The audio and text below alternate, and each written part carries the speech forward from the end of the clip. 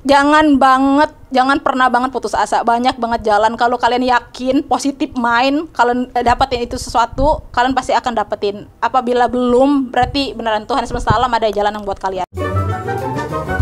Oke Podcast, obrolan karyawan. Halo, balik lagi sama gue Firman Fauzan, pendatang baru di Kamadik. Pada kesempatan kali ini kayaknya ngegantiin Bang Krisna dulu nih untuk sementara. Di Oke Podcast, pada sore hari ini gue kedatangan seorang wanita. Halo Mbak. Hai, halo semuanya. Kenalan dulu dong Mbak. Oke. Halo, kenalin bagi yang udah langganan nonton YouTube-nya Kamadik mungkin udah pernah lihat muka gue ya. Kenalin, bagi yang belum pernah, nama aku Anggri di Kamadik sebagai kreatif spesialis yang kerjanya ya ngedesain something like that lah. Oke. Menarik nih Mbak, ngomongin kreatif spesialis ya. Yup.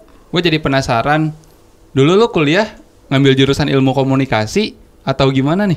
Jeng. Kan sekarang kerjanya kreatif spesialis ya Mbak, ya harusnya berhubungan dengan ya komunikasi, desain grafis dan sebagainya. Atau bisa DKV ceritakan gitu ya DKV, ITB banget dong kalau DKV. Wah. Takut banget. Ya perjalanan menuju ke karir kreatif spesialis sampai sekarang itu sebenarnya random banget ya, karena jurusan gue tuh sesungguhnya adalah Teknik Sipil dan Lingkungan Institut Pertanian Bogor. Jauh banget ya, karena kan teknik sipil ngerancang bangunan, jalan, pelabuhan dan sebagainya. Sementara lu di sini ngerancang pamflet. Oke. Iya, nggak bangunan kan? Iya kan, pamflet gitu. Desain grafis yang mungkin nggak harus pakai apa tuh nama aplikasinya kalau bikin arsitektur kayak gitu, CAD. Apa CAD? AutoCAD. AutoCAD. Nah kayak gitu, jauh banget ya. Ya lumayan lah. Oke deh. Lu jurusan di teknik sipil, sekarang kerja sebagai kreatif konten. Oke. Emang dari kecil impian lu jadi kreatif konten atau bagaimana? Kalau ngomongin dari kecil, mah kalau SD ya pasti nggak pasti sih, cita-cita kita tuh yang kalau normal ditanya ya nggak dokter, gue mau jadi guru. Itu pokoknya 1 sampai kelas 3 SD tuh gue masih berkutat di situ, karena semua orang tuh kayaknya menjawab pekerjaan. Lo tau kan dulu kita tuh ada yang di dinding nama-nama pekerjaan yang kayak gitu. Iya, tahu banget. Zaman dulu mana ada, apa kita kepikiran apa kalau ada kerjaan yang namanya konten kreator gitu. Oh nggak ya ada. Sih? Di dulu tuh tentara, iya, tentara, ya kan? Polisi, astronot lah, udah itu yang paling keren banget tuh. Canggih banget kan, kayak kerja di NASA loh, jeng. Padahal di Indonesia kagak ada NASA ya. Pokoknya di kelas 4 SD tuh gue mulai, karena gue senang gambar ya, gue tuh ngayal-ngayal, gue pengen banget jadi desainer baju. Terus itu masih berlangsung nyampe gue SMP. SMP tuh cita-cita gue masih mau jadi desainer, karena di rumah tuh banyak banget majalah-majalah kayak gitu. Lihat majalah-majalah fashion kayak gitu tuh gue seneng banget. Kayaknya gue mau deh gambar-gambar yang kayak gini. Nah, pas di kelas 2 SMP, gue ditemukan sama temen gue tuh yang namanya Manga. Iya, di situ gambar gue tuh berevolusi. Iya. Dari yang gambarnya kayak gambar-gambar random, di situ gue gambarnya gambar manga. Oke. Dari situ juga cita-cita gue berevolusi dari yang mau jadi desainer, gue pengen banget jadi komikus. Jadi komikus. Pokoknya nyampe kelas 3 SMP cita-cita gue masih kayak gitu. Masuk ke SMA, kehidupan kita makin ya realistis lah ya. Iya. Ya, karena di situ karena sekolah gue juga SMA tuh. SMA-nya emang di mana dulu? SMA aku di Lahat. Kalau kalian nggak tahu ini FYI banget atau Lahat di mana? TMI. Lu nggak tahu lah di mana? Di mana? Ceritanya bagi yang nggak tahu, Lahat itu salah satu kabupaten di Sumatera Selatan, 7 jam dari kota Palembang. Jadi di situ kota kecil itu ada sekolah namanya SMA Negeri 4 Lahat. Tolong di Google, itu sekolah unggulan di sana, terkenal banget. Berarti bibit unggulnya ya? Ya pokoknya kalau kalian yang tahu sistem sekolah gua, dulu sekolah gua tuh SMA yang benar-benar start sekolah gua asrama dari kelas 10. Wow. Gua asrama dari kelas 10 karena wajib. Sekolahnya itu jam 7 karena gua mesti imtak dulu. Nyampe jam 8 baru masuk ke KBM, nyampe jam 12. Nyampe jam 12 gua istirahat. Jam 2 gua mesti lanjut lagi namanya bimbel siang. Bimbel siang tuh nyampe jam 3. Terus gua istirahat lagi, mandi segala macam. Gua imtak lagi tuh.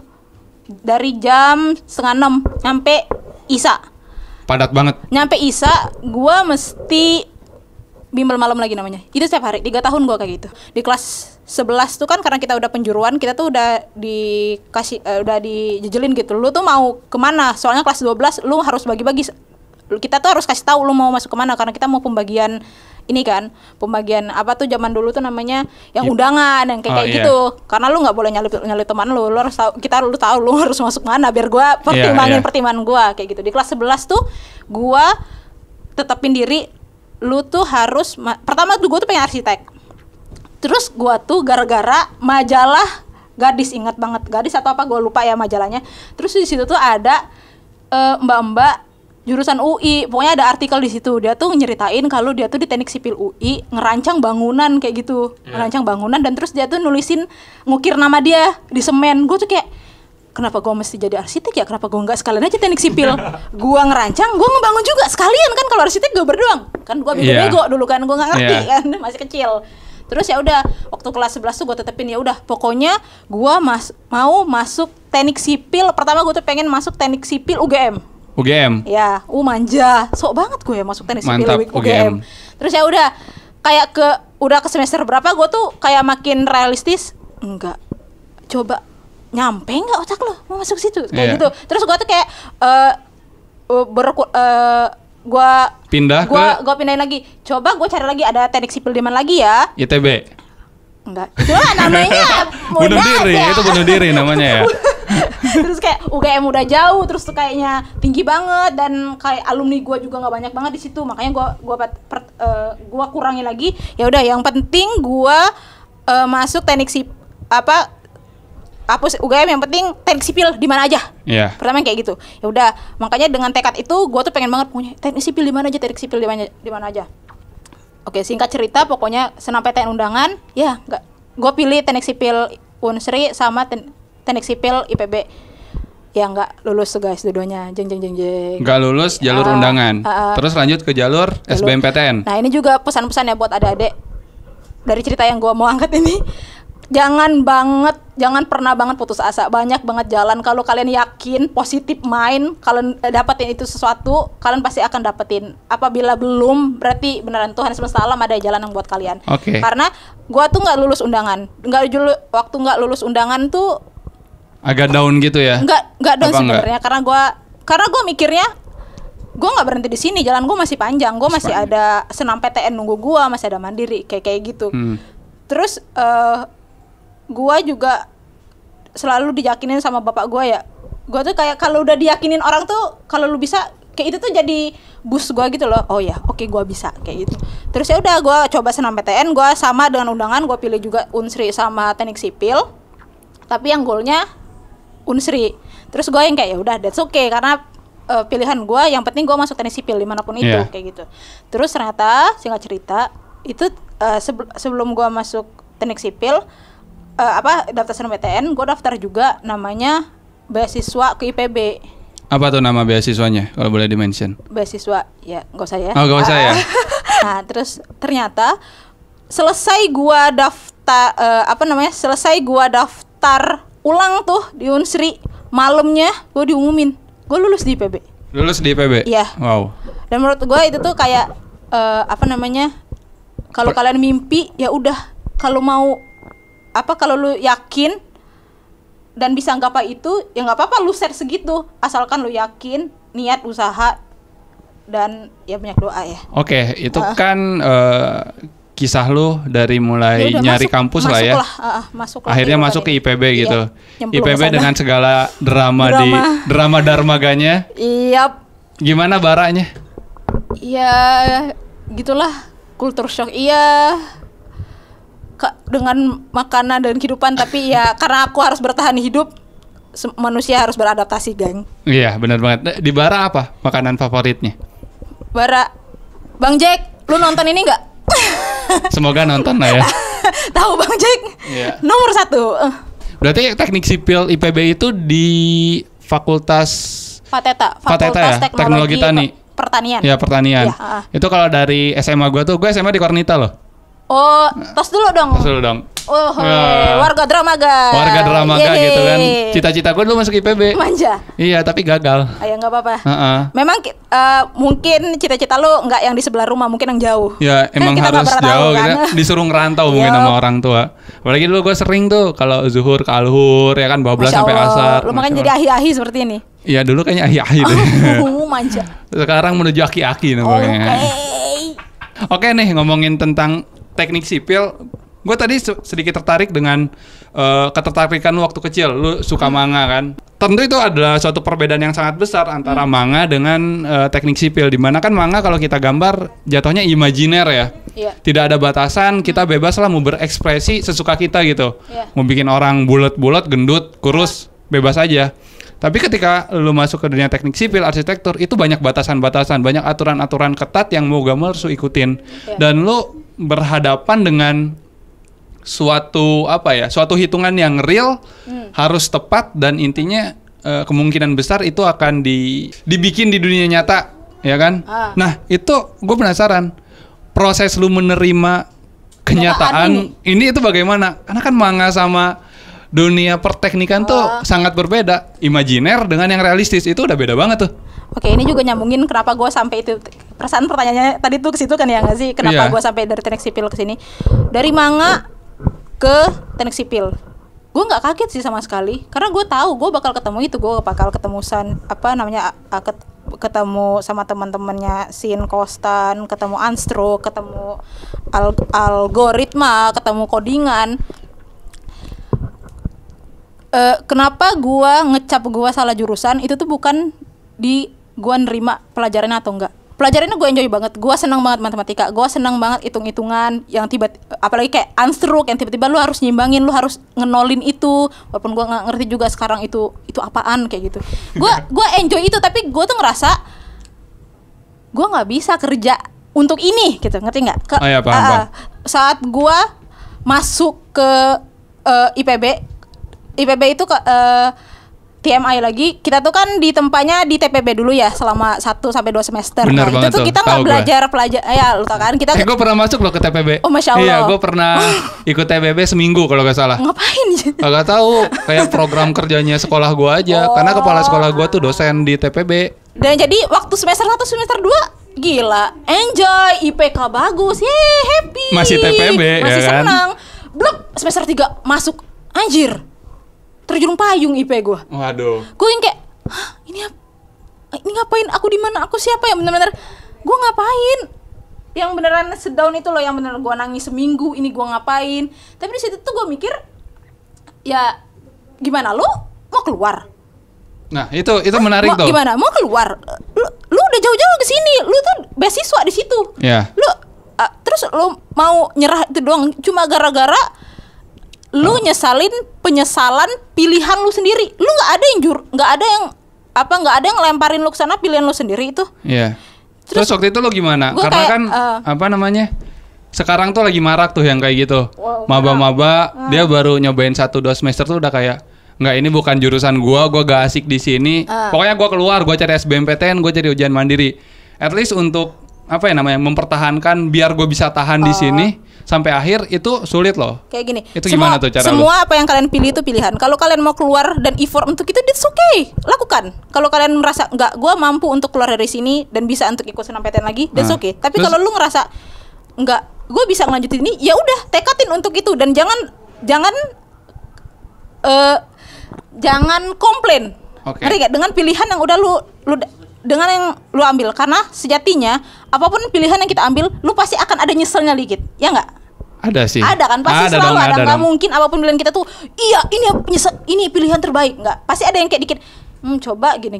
Yang jadi kayak itu, apapun yang pilihan lu ambil, jalan itu dengan sepenuh hati lu, karena itu pilihan lu. Oke, terus waktu itu gimana cara lu untuk Gitu. meyakinin orang, udah gue harus tetap di teknik sipil, gak usah lah pindah-pindah jurusan. Kalau gue yang yakinin ya gitu, lu tuh ini pilihan lu ya, nggak ada yang dorong lu, dan ini lu tuh dapat ini tuh yang udah berkah banget. Lu tuh udah yang ibaratnya miracle banget nggak sih? Lu tuh udah yang nggak lulus undangan, tapi lu dapat Unsri, terus lu tuh lulus IPB juga di saat orang-orang tuh susah nyari kuliah, dan lu mau ninggalin ini, udah mau nyerah gitu aja.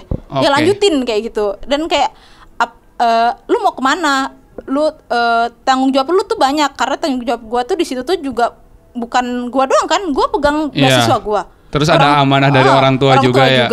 Kayak ya udah jalanin aja sampai aja, akhir. Sampai akhir. Oke, berbicara jalanin sampai akhir, lulus berapa tahun?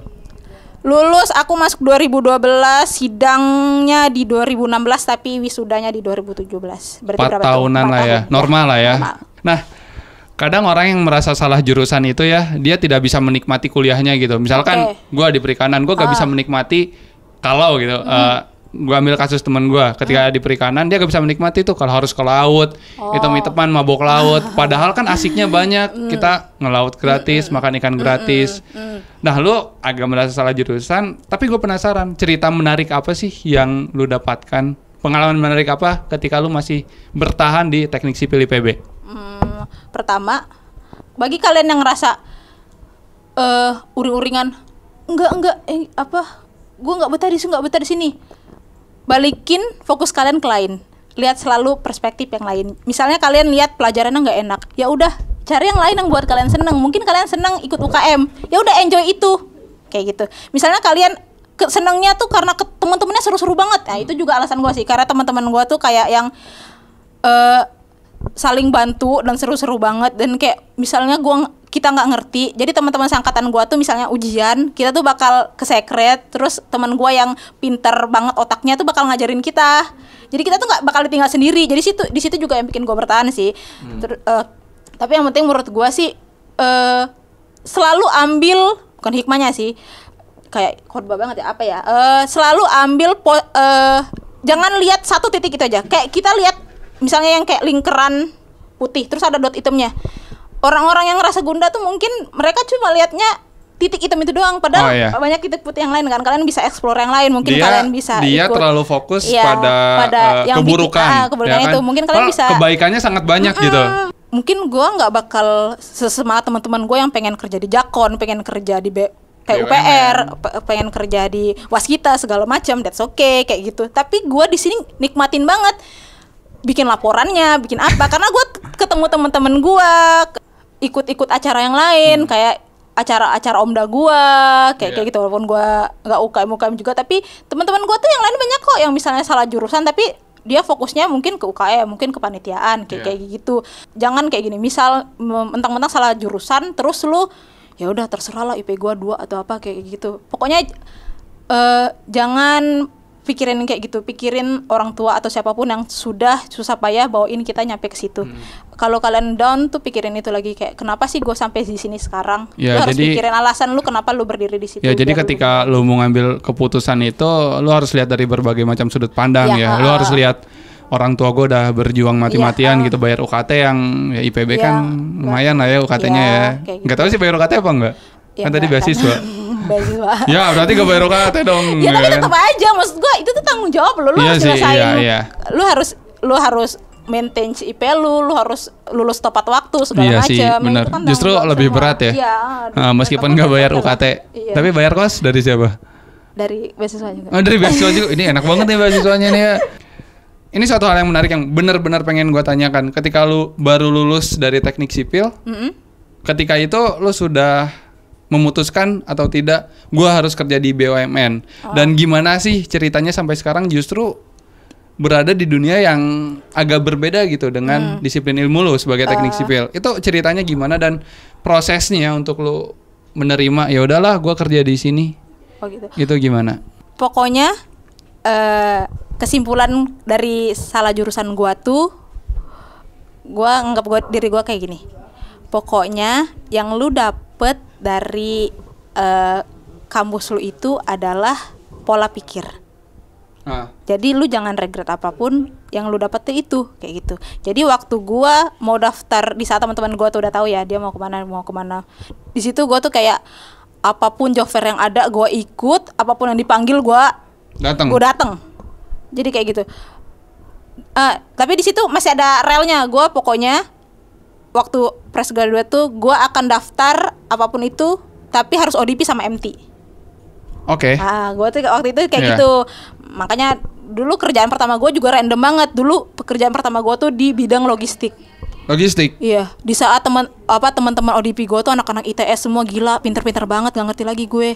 Gue sendiri yang kayak apa ini ngomongin logistik, ngomongin gudang, ngomongin apa? Sumpah demi Allah nggak ngerti sama sekali gue kan. Iya.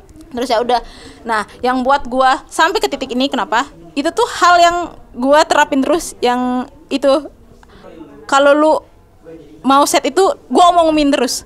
Kan waktu tadi gue bilang waktu SMA gue pengen jadi arsitek sama yang masuk teknik sipil gitu kan. Terus waktu kuliah karena gue tuh udah ikhlas aja, ya udah memang bukan karir lo di teknik sipil, gue tuh kembali lagi ke jati diri gue waktu SMP sampai SMA. Ya udah pokoknya gue pengen jadi apa mending kayak komikus, gue pengen gunain skill gue ya, yang gitu, kayak gitu, yang bikin nyaman gue kayak gitu. Terus makanya waktu pertama kali dapat kerja tuh kan gue udah masuk tuh, tapi ternyata sama kayak waktu masuk kuliah, anjir nggak cocok juga salah kerja di sini, kayak salah kerjaan juga. Tapi gimana? Itu pilihan lu yang ngeset pilihan. Yang penting lo masuk ODP, lo masuk ngonti, ya udah kembali lagi ke prinsip awal, jalanin, jangan ngeluh kayak gitu. Pokoknya kayak gitu. Ya udah terus tapi dengan mindset terus nggak gua harus jadi gunain skill gua pengen kerja jadi komikus. Gua tuh sampai ke BOD gue tuh yang misalnya kita disuruh wawancara atau apa, kita tuh selalu ngomongin cita-cita kamu tuh apa sih, Indri? Dia bilang, cita-cita kamu apa? Gue tuh pengen kan, aku bilang, Pak aku pengen jadi komikus. Terus kenapa kamu di sini sekarang? Ya ini bagian perjalanan saya aja, Pak. Oke, jadi bagian gitu. Perjalanan hidup aja ya. Terus pokoknya ada singkat cerita, gue nganggur gue resign, terus gue ada nganggur 7 bulan. Alhamdulillah gue ada panggilan lagi masuk ke Kamadik. Pertama gua masuk Kamadik itu disuruh sama CEO tercinta buat jadi business development. Katanya. Kenyataannya? 2 hari di sini, oh Anggri bisa desain. Dari situlah dunia gua berubah. Ya udah, gua gambar itu kan, terus Kak Vika tuh kayak, ih Anggri kayaknya lu punya potensi. Waduh, potensi apa kata gua kan. Terus dia tuh nyuruh gua langsung pegang salah satu, kita boleh nyebut klien gak sih? Merek? Ya sebut aja. Pokoknya pertama kali itu Kamadik tuh itu kita masih berdua doang, gua sama Feby, nggak ada yang nama Firman, nggak ada namanya Krisna, gua aja masih belum sebulan di sini. Gua sama Feby doang tuh, sama Kak Vika, sama Kak Ulan. Terus tuh pokoknya di situ tuh kita ada klien namanya PPM Manajemen. Di situ tuh kata Kak Vika, Gri mau pegang sosmed dia nggak? Anjir kenapa tuh? PSD gue baru sebulan bisanya. Itu gue cuma baru bisa buka kayak file new. Skill gak sih itu? Kayak gue bisa downloadnya itu aja, gue bangga banget bisa download PSD itu, sumpah di bawah. Iya. Kayak anjir, kayak gimana? Gue nggak ngerti sama sekali. Dan di situ tuh makasih banget sih sama Kak Vika yang kayak dari tekanan yang aku dapat kayak gitu. Dari situ tuh gue belajar terus sama ya melakukan apapun karena kita biasa ya nggak sih, makanya kita jadi luar biasa. Nah makanya dari situ, dari kesalahan gue, oh ternyata desain kayak gini gak bagus, terus gue cari referensi, nyampe lah gue sekarang bisa sebagai dari yang disuruh jadi business development, yang darinya disuruh cuma untuk pegang satu klien doang, sekarang gue udah bisa pegang internal gue udah bisa pegang 4 klien, udah bisa bikin laporan, bisa bikin newsletter segala macam dengan kecepatan kerja tuh yang amazing banget perkembangannya dari 2018. Dan ini yang teman-teman, kalian harus bangga dengan diri kalian sendiri. Gue tuh selalu, kalau gue bisa lebih dari diri gue kemarin, gue selalu praise myself ya, kayak lu hebat ini. Jadi menarik ya dari kisah hidup yang lu jalanin. Lu dulu pengen banget gitu ada di dunia komik. Ya walaupun nggak nyampe tapi ya. Ya walaupun nggak nyampe ya. Enggak. Gitu. Justru gini menariknya. Lu sebenarnya sampai ke dunia komikus yang berkaitan dengan gambar-gambaran. Cuman jalannya dibelok-belokin dulu gitu. Di awal lu berkaitan dengan manga, suatu hal yang imajiner, terus lu masuk ke teknik sipil rigid banget gitu. Ya banyak aturan, hitung-hitungan yang ya bisa bikin mumet kepala lah. Habis itu lu lulus justru jauh banget dari teknik sipil, jauh dari dunia gambar menggambar, masuk tadi logistik ya, pergudangan, dan akhirnya sekarang lu kembali lagi ke dunia yang lu mainin pensil, mungkin pakai pentap ya, dan sebagainya. Intinya lu kembali lagi ke apa yang lu cita-citakan semenjak awal.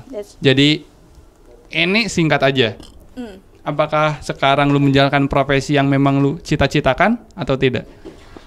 Mungkin ini ya kalau dari cita-cita jauh banget ya, tapi setidaknya sekarang gue udah kenal diri gue sendiri dan gue tahu gue senang sama kerjaan gue sekarang dan gue enjoy itu. Dan itu menurut gue udah gue udah mencapai cita-cita gue menurut gue sih. Oke, Kayak gitu. mantep banget sih. Jadi mungkin pesannya ya buat teman-teman nih, apalagi yang masih maba. Ya kalau kalian merasa salah jurusan dan memiliki keinginan untuk pindah jurusan ya tidak masalah ya. Ya nggak masalah banget, dunia nggak berakhir kok. Dunia nggak berakhir gitu. Ya. Ya asalkan kalian harus sadar akan keputusan. Kalian menimbang saran dari orang tua. Ya dari segala sudut pandang lah, tidak dari sisi kalian sendiri aja. Iya. Dan mungkin ketika kalian merasakan salah jurusan dan masih ingin bertahan dan tetap bertahan sampai kalian mendapatkan gelar sarjana, ya mungkin itu jalan, ya sebagai jalan aja gitu. Iya. Mungkin sama Tuhan dibelok-belokin dulu, dikasih lihat jalan yang lain. Ya mungkin di akhir, entah apakah setelah lulus kuliah atau beberapa puluh tahun kemudian, kalau lu yakin dengan cita-cita lu semenjak awal, lu bakal balik lagi ke apa yang lu cita-citakan. Kayak kisahnya Kak Anggri ini ya. Yes, bener banget. Oke, dan gak kerasa kita udah ada di penghujung acara, Kak. Makasih banget lah banyak insight di sore hari ini. Alhamdulillah, semoga bermanfaat ya. Benar tadi kata Firman, adik-adik, pokoknya jangan mudah menyerah, tetap Semangat. positive thinking. Oke, jangan mudah menyerah, tetap positive thinking, dan terima kasih atas perhatiannya ya. Itu udah kayak pidato banget ya. Ulangi. Makasih sudah pantengin. Ya, terima kasih udah pantengin Oke Podcast. Sampai jumpa di episode selanjutnya. Bye. Bye bye.